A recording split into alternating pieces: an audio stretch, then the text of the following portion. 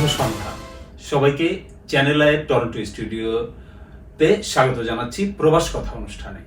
এই অনুষ্ঠানে সাধারণত প্রবাসীদের নানা সুখ দুঃখ সমস্যা সম্ভাবনা নিয়ে আলোচনা করে থাকি এবং বিভিন্ন প্রফেশনালরা ব্যবসায়ীরা এই অনুষ্ঠানে উঠে আসে।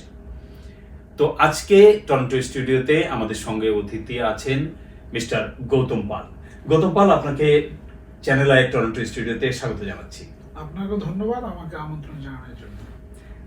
গৌতম পাল এই শহরের যে রিয়েল এস্টেট এজেন্ট হিসেবে বা রিয়েল এস্টেট ব্রোকার হিসেবে যারা কাজ করেন তাদের প্রথম দিক বাংলাদেশিদের মধ্যে তাদের প্রথম দিককার অন্যতম একজন। তো কেমন আছেন? অনেক ভালো আছি। আপনি আসলে কানাডাতে কতদিন হলো? প্রথমে যদি এই প্রশ্নটা করি। কানাডা তো 3 দশকের বেশি হয়ে গেছে, 31-32 বছর হলো কানাডাতে আছে। আচ্ছা, আর রিয়েল এস্টেট সেক্টরে? রিয়েল এস্টেট সেক্টরে 2003 সালে প্রথম আমি লাইসেন্স পেয়েছি। 2003 সাল থেকে আসছি, প্রায় 23 বছরের মতো হলো। আপনি যখন রিয়েল এস্টেট সেক্টরে এখানে কাজ করতে শুরু করেন তখন আসলে খুব বেশি বিশেষ করে রিয়েল এস্টেট এজেন্ট ছিল কিনা? বাঙালিরা বাড়ি মানে বাঙালিদের পরিমাণই বা কেমন ছিল? না, তখন তো কম ছিল। আমি যখন 2003 সালে রিয়েল এস্টেট শুরু করি তখন বাঙালিদের সংখ্যাও কম ছিল। রিয়েল এস্টেটের মনে হাতে গোনা 4-5 জন ছিল। তবে তখন এখানে যে লোকজন কম থাকাতে সবাই সবাইকে চিনতো। আর প্রথম দিকে যেহেতু রিয়েলটর কম ছিল, প্রথম দিকে মানুষ এত সহজে যে বাড়ি কেনা যায় সেইটাও মানুষে জানতো না, এত সহজে মর্টগেজ পাওয়া যায় সেইটাও জানতো না। আমরা মার্কেটে আসাতে মানুষদেরকে আমরা দেখাইছি, শুনাইছি বা অনেকটা ইনফরমেশন দিছি যে না, এখানে সহজেই মর্টগেজও পাওয়া যায়, অনেকটা ভাড়ার পয়সা দিয়েই বাড়ি কেনা যায়। সেটা আগে অনেক সহজ ছিল, যেখানে 5% 10% ডাউন পেমেন্ট দিয়ে বাড়ি কেনা যেত।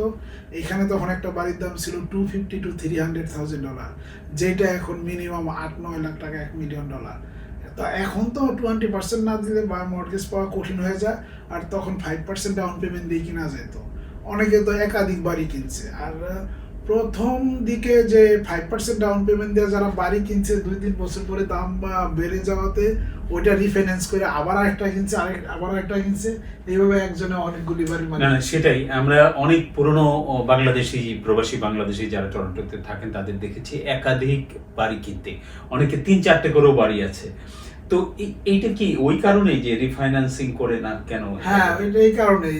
আমরা তো 2003 থেকে মার্কেটে আছি অ্যাক্টিভলি, 2002-3 থেকে। 2008-এ যখন আমেরিকাতে মেলটাউন হয়েছে প্রথমে, এখানে আসলে বলে 2007-এর কথা বলতে হয়। 2007-এই এইখানে এই যে ডাবল ট্যাক্স, যেটা এখানে আমরা যেটা দেশে যেটা দলিল ফি বলি, রেজিস্ট্রেশন কস্ট, টরন্টো সিটি একটা নেয় 2%, অন্টারিও গভর্নমেন্ট নেয় 2%, টরন্টো সিটি নেয় 2%। এটা এই আইনটা ইমপ্লিমেন্ট হয়েছে 2008-এ, কিন্তু আইনটা পাস হয়েছে 2007-এ। তো 2007 সাল থেকে এখানে বাড়ির দাম বাড়া শুরু করছে, ট্রানজ্যাকশন বাড়ছে, বাড়ির দাম বাড়ছে। তো 8-এর প্রথম 6 মাস ওইরকম ছিল, কিন্তু পরের 6 মাস আমেরিকাতে যখন মেলটাউন হলো, তারপরে ওই যে 2008-এর শেষে থেকে এখানে প্রপার্টির দাম কিছুটা কমেছে। মানে প্রসঙ্গক্রমে আমার একটা প্রশ্ন আসছে যে আপনার আমেরিকার অভিজ্ঞতা আছে এবং কানাডার অভিজ্ঞতা আছে। আসলে কানাডায় বাড়ি কেনা সহজ নাকি আমেরিকাতে বাড়ি কেনা সহজ, কি মনে হয় আপনার? না, সেইটাই বলতেছিলাম। 2008-এর শেষের দিকে যখন আমেরিকাতে মেলটাউন হলো, এইখানেও বেচাকিনি এখনকার মতো সিনারিও ছিল। বেচাকিনি অনেক কমে গেছে 6 মাসে, লাস্টের 6 মাস প্রপার্টির দামও কমে গেছে, একটু কম ছিল, এবং বেচাকিনি অনেক কম ছিল। কিন্তু 2009 সাল থেকে আবার বেচাকিনি বাড়া শুরু হয়েছে।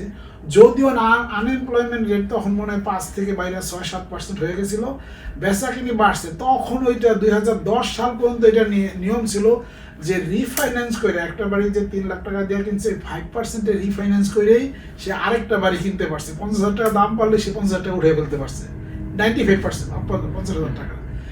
ওইটা 2010 সালে আবার করছে 15% রিফাইন্যান্স থাকতে হবে। 2012 সাল থেকে করছে যে দ্বিতীয় বাড়ি কিনতে হলে 20% ডাউন পেমেন্ট লাগবে। তো ওই 2009, 10, 11, 12 তখন অনেকেই 2-3টা বাড়ি কিনতে পারছে, যখন ওই যে 5-10% ডাউন পেমেন্ট দিয়েই দ্বিতীয় বাড়ি কিনা গেছে। তারপরে 12 সালের পরে ওই নিয়ম হয়েছে যে না, দ্বিতীয় বাড়ি কিনতে গেলে 20% ডাউন পেমেন্ট লাগবে। তারপরে একটু হার্ড হয়েছে, কিন্তু তখন তো বাড়ির দাম কম ছিল। 14-15 সাল পর্যন্ত এখানে বাড়ির দাম অনেক কম ছিল। তো বাড়ির দাম টরন্টোতে গত 5 বছরে আসলে কেমন বেড়েছে? সেটা যে 14-15 থেকে শুরু করে 17 সাল পর্যন্ত টরন্টোতে বাড়ির দাম বাড়ছে। যখন 17তে অনেক দাম বেড়ে গেছিল তখনই বলছিলেন ফরেন বায়ার এসে কিনে ফরেন বায়ার ট্যাক্স ইমপ্লিমেন্ট করছে। ফরেন বায়ার ট্যাক্স ইমপ্লিমেন্ট করাতেই মনে হয় এপ্রিল মাসে ইমপ্লিমেন্ট করাতেই 2017 সালের পরে থেকেই প্রপার্টির দাম অনেক কমে গেছে, ট্রানজেকশন কমে গেছে। আবার 2018 সালে এসে যে 2% যেটা স্ট্রেস টেস্ট করছে, স্ট্রেস টেস্ট ইমপ্লিমেন্ট করছে, ওটার মানে হলো এখনো সেটা আছে। আপনি যদি মর্টগেজ 4% পান অথবা 5% পান, ওইটা যদি ইন্টারেস্টেড গভর্নমেন্ট বাড়ায় সেটা যদি আরো 2% বাড়ায় 6% করে, তাইলেও যেন আপনি পেমেন্ট চালায় যেতে পারেন, ওইটাকে বলে স্ট্রেস টেস্ট। আমি যতদূর আমার কাছে তথ্য আছে যে করোনার সময় মার্কেট কিন্তু অত খারাপ হয়নি, আসলে কি সেটাই করোনা বলতে হয় যে আমরা এটা বুঝতে পারি না, corona March April May June এই 3-4 মাস তো আমিও 15 দিন বাসা থেকে বের হই নাই। রিয়েল এস্টেট দূরের কথা, অনেকে বাড়ি কিনবে থাক দূরের কথা, জীবন নিয়ে অনেক কঠিন ছিল তখন। এরপর আস্তে আস্তে মানুষের মধ্যে তখন আবার অবশ্য ইন্টারেস্ট অনেক কমায় দিয়েছে, ইকোনমি খারাপ, গভর্নমেন্ট ইন্টারেস্ট কমায় তো 0% নিয়ে আসছিল। তখন এই যে মোটামুটি 2020-এর জুন জুলাই আগস্ট সেপ্টেম্বর থেকে আস্তে আস্তে বেচা বিক্রি ট্রানজ্যাকশন বাড়তেছিল এবং বাড়ির দামও বাড়তেছিল। এখনকার সময়টা অনেকটা সেই রকম। তাহলে এখন কি অবস্থা মার্কেটে? তো সেই তখন থেকে 2022-এর মার্চ মাসের 1 তারিখে প্রথম ইন্টারেস্ট রেট বাড়ানো শুরু করলো 25%, এখানে তো 25% করে বাড়ায়। প্রথম 6 মাসেই প্রায় 2.5% ইন্টারেস্ট রেট বাড়াইছে। তখনই বাড়ির দাম কমা শুরু করছে মে জুন জুলাই আগস্ট থেকে। প্রথম 6 মাসে 2.5% বাড়াইছে, এরপরে আরো 6 মাসে প্রায় 2% বাড়াইছে। 2023-এর মার্চ পর্যন্ত 4.5% ইন্টারেস্ট রেট বাড়াইছে, যেইটার কোনো রেকর্ড নাই। কিন্তু ইন্টারেস্ট রেটের ওই ঝামেলাটা তো মনে হয় রয়ে গেছে।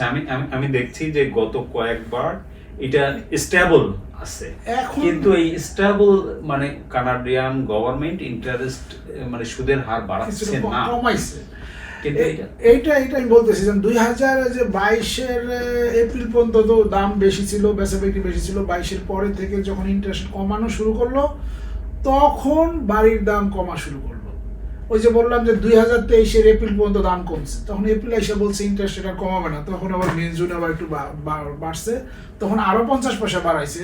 মানে 2023-এর জুন পর্যন্ত 5% বাড়াইছে। তারপরে বাড়ির দাম কম, ট্রানজ্যাকশন কম। তারপরে 22-এর এটার পরে 24-এর জুন জুলাই থেকে আবার ইন্টারেস্ট কমানো শুরু করছে।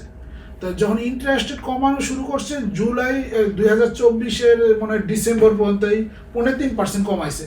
তখন আমরা মনে করছি যে এখন বাড়ির দাম বাড়বে, কিন্তু 2024-এর থেকে 25-এ বাড়ির দাম বাড়ে নাই। ওইটা একটা কারণ আমি বলি যে টিটিসি এফেক্ট। আমার বন্ধু বলতেছিল টিটিসি কি, টিটিসি মানে ট্রাম্পের যে tariff in Canada, TTC Trump's tariff in Canada. এই ট্রাম্পস ট্যারিফ ইন কানাডার জন্যই গত বছর যেখানে 24 সালে ইন্টারেস্ট কমাইছে, 25 সালে এসে বাড়ির দাম বাড়ার কথা ছিল, ট্রানজ্যাকশন বাড়ার কথা ছিল। ওই ট্যারিফের জন্য গত বছর মানুষের বাড়ি বেচাকিনি কম হয়েছে, কিনতে চায় না। কিন্তু ট্যারিফ আতঙ্কটা তো মনে হয় এখনো রয়ে গেছে এবং অনেক ব্যবসায়ী মনে করেন যে এই কারণে বাজার ঠিক হচ্ছে না। না ট্যারিফ ওই 2024-এর পরে 25-এ বাড়ির দাম বাড়ার কথা ছিল, না বাড়ে ওইটা আরো কমছে। কমার পরে আমাদের কাছে মনে হয়েছিল ওইটা হয়তো গত 1 বছরের মানুষ ইউজ টু হয়ে গেছিল। এই বছর জানুয়ারি ফেব্রুয়ারিতে মনে হয়েছিল যে বেচা বিক্রি একটু বাড়তেছে। তারপরে আবার ট্রাম্পের যুদ্ধ শুরু হইলো। যুদ্ধ শুরু হওয়ার পরে মনে হয় যে এখন আবার এই মার্চ ইরান যুদ্ধ, ইউএসএ ইরান যুদ্ধ তাহলে টরন্টো রিয়েল এস্টেট মার্কেটের উপর কেমন প্রভাব ফেলেছে? অনেকটাই প্রভাব পড়তেছে বা পড়ছে আমরা মনে করি। শুধু এই যে গ্যাসের দাম $100 উপরে উঠে গেছিল, এখন যে যুদ্ধ থেমে যাবে তা এখন আবার $90 $92 এসে পড়তেছে। এখন যদি আসলেই যুদ্ধ থেমে যায় তাইলে ওই যে 2000 করোনার পর যেরকম 2020-এর জুন জুলাই আগস্ট থেকে বাড়া শুরু করছে, ট্রানজ্যাকশন তো আগে বাড়বে। তো আমাদের মনে হচ্ছে যুদ্ধটা থেমে গেলে মানুষের ভিতরে কিছুটা কনফিডেন্স আসবে, বায়াররা তখন কিনবে। এখনো অনেকে মনে করতেছে, কেউ বলে দাম কমবে, কেউ বলে এইরকমই থাকবে, আবার কেউ বলে বাড়বে। তবে আমাদের ধারণা যুদ্ধটা থেমে গেলে হয়তো বেচা বিক্রি বাড়বে। আগে তো ট্রানজ্যাকশন বাড়তে হবে, যখন ট্রানজ্যাকশন বেশি হবে, লিস্টিং কম থাকবে, তখনই প্রাইস বাড়া শুরু করবে। সেটা হয়তো আস্তে আস্তে হবে। চমৎকার। আমরা চাই যুদ্ধ থেমে যাক, পৃথিবী শান্ত হয়ে আসুক, এবং টরন্টোর এই রিয়েল এস্টেট মার্কেটের মতো সব মার্কেটই স্বাভাবিক হোক, মানুষ স্বাভাবিকভাবে চলতে শুরু করুক। কিন্তু এই যুদ্ধ থামার আগে বিশেষ করে সবসময় জীবন তো থেমে থাকে না। তাহলে এই কেনা বেচার বাজারে এখন আপনি যেটা বলছেন যে বাড়ির দাম কম, তার মানে হলো কারো যে কিনতে চায় তার জন্য যে এটা ভালো না। হ্যাঁ, এটা এখন বায়ার্স মার্কেট। গত বছরে আমরা মনে করছিলাম দাম কমবে, কিন্তু গত বছরের তুলনায় এই বছর মনে হয় একটা বাড়ির দাম এভারেজে 50,000 কম গত বছরের তুলনায়, যেটা বেশি হওয়ার কথা ছিল। যুদ্ধের জন্য এখন হয়তো কম, হয়তো আগামী বছর কি আরো 50,000 কমবে, নাকি এইরকমই থাকবে, নাকি 50,000 বাড়বে, এটা কিন্তু কেউ বলতে পারেন না, আমরা জানি না, কেউ জানে না।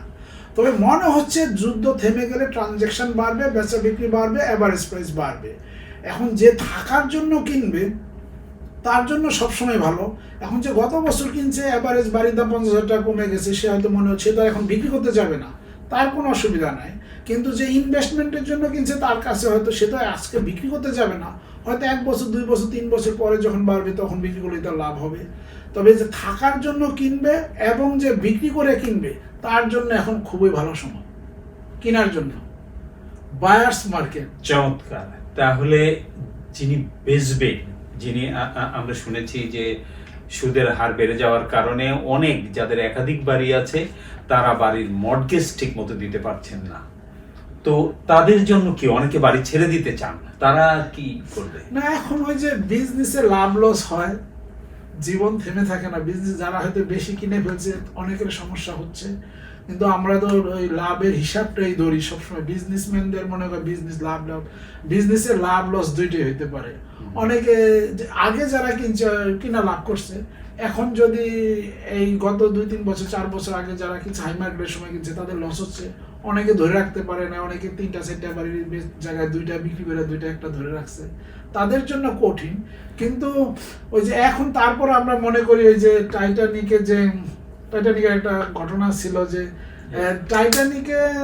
টাইটানিকের যে মুভিটা হয়েছে মানে 25-30 বছর আগে, ওটা একটা সিনারিও এরকম ছিল যে যারা ভায়োলিন বাদক ছিল তারা জানে 3-4 ঘন্টা পরে হয়তো টাইটানিকটা ডুবে যাবে, তারপরও কিন্তু তারা ভায়োলিন বাজায় গেছে, তারা কি বন্ধ করে নাই। তো আমাদের ক্ষেত্রে এরকম যে রিয়েল এস্টেটে ইনভেস্ট করে কেউ লাভবান হয়েছে, কেউ লস হয়েছে, তারপরে রিয়েল এস্টেট ট্রানজ্যাকশন চলতে থাকবে, বেচা বিক্রি হইতে থাকবে, কেউ লাভবান হবে, কেউ কারো লস হবে। তবে বিজনেস কখনো থেমে থাকে না, হয়তো ট্রানজ্যাকশন কম হচ্ছে। এই যে এখনো দেখলাম এই বছরও জানুয়ারি মাসে অ্যাভারেজ প্রাইস 968 ছিল, মে মাসে অ্যাভারেজ প্রাইস 1,069,000, মানে জানুয়ারি থেকে মে পর্যন্ত অ্যাভারেজ বাড়ির দাম কিন্তু $1,00,000 বেশি। আবার গত প্রতি বছরে জানুয়ারিতে কম থাকে, জানুয়ারির পরে ফেব্রুয়ারি, মার্চ, এপ্রিল, মেতে ট্রানজ্যাকশন বাড়ে, বেচা বিক্রি বাড়ে। গত বছর জানুয়ারি থেকে মে পর্যন্ত কিন্তু একটা অ্যাভারেজ বাড়ির দাম 80,000 বেশি ছিল, যেটা তার আগের বছর 1,40,000 বেশি ছিল। তাইলে রিয়েল এস্টেট মার্কেটটা শুরু হয় জানুয়ারির পরে, কিন্তু ঠান্ডা থাকে ডিসেম্বর, জানুয়ারি ঠান্ডা থাকে, জানুয়ারির পরে মার্চ, এপ্রিল, মে 3 মাসের রিয়েল এস্টেটের হট মার্কেট থাকে। ডিসিশন মেকিং এর টাইম বেশিরভাগ ওই বেচা কিনি করে স্প্রিং মার্কেট বলে। তবে এই বছর ওইটা একটু পুশ হয়ে হয়তো জুন জুলাই পর্যন্ত হতে যাবে। এখন আমরা বলি জুলাই অগাস্ট ভ্যাকেশন মান্থ, এখন এই বছর ইকোনমি খারাপ থাকে, মানুষ হয়তো ভ্যাকেশনে কম যাবে। হয়তো যদি এই যে যুদ্ধ থেমে যায়, আমার মনে হয় এখন থেকে ট্রানজ্যাকশন বাড়বে। আচ্ছা, চমৎকার। আর একটা প্রশ্ন, সেটা হলো যে যারা বাংলাদেশ থেকে বা অন্য দেশ থেকে বাড়ি কিনতে চায় এদেশে এসে, তাদের জন্য কি অবস্থা? আপনি আমাকে বলেছিলেন এর আগে যে যখন বিদেশিরা বাড়ি কিনতে পারতো তখন মার্কেটটা ভালো ছিল, বন্ধ থাকার কারণে মার্কেটটা ভালো নাই, এই ব্যাপারটা।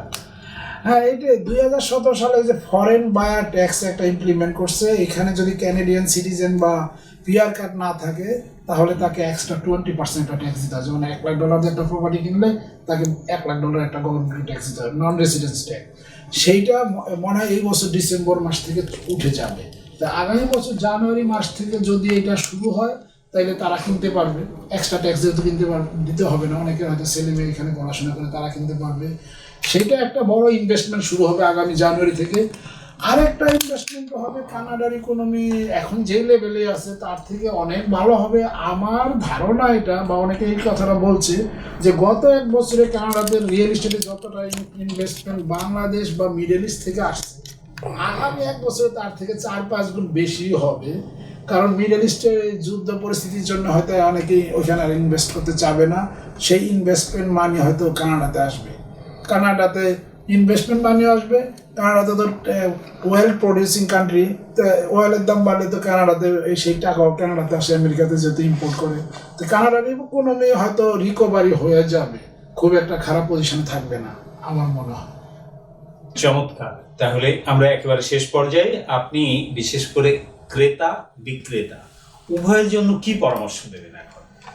আচ্ছা, যারা নাকি থাকার জন্য কিনবে তাদের দেখে 2-3 মাস 6 মাসের মধ্যে কিনা টার্গেট করা উচিত।